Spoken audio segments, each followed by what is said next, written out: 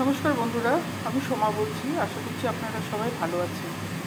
আমি করব মটর ডাল বেটে রেখেছি।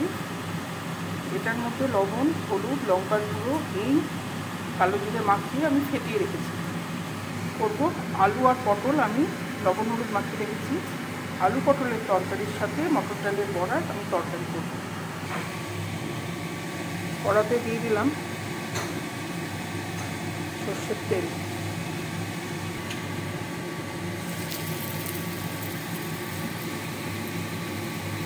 বড়াগুলো আমি ভেজে তুলে রাখবো। আমার বড়াগুলো ভাজা হয়ে গেছে, তুলে রাখলাম।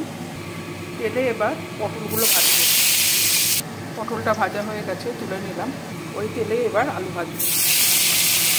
আলুটাও ভাজা হয়ে গেছে, আমি তুলে নিলাম। তেলে কালো জিরে,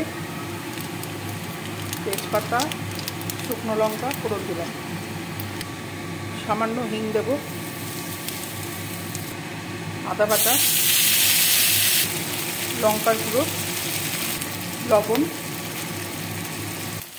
হলুদ, চিনি, টমেটো দিয়ে এবার মশলাটা আমি ভালো করে কষবো।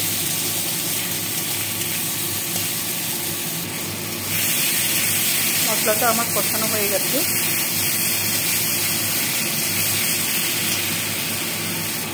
এবার আমি জল দিয়ে দেবো।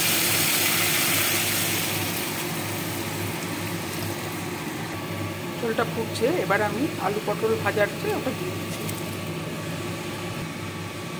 আমি একটু ঢাকা দিয়ে আলু পটলটার মধ্যে একটু মশলাটা ঢুকানোর জন্য আমি একটু ঢাকা দিয়ে রাখবো।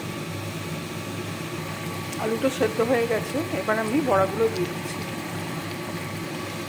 নিরামিষ দিনে এই তরকারিটা খুব ভালো লাগবে।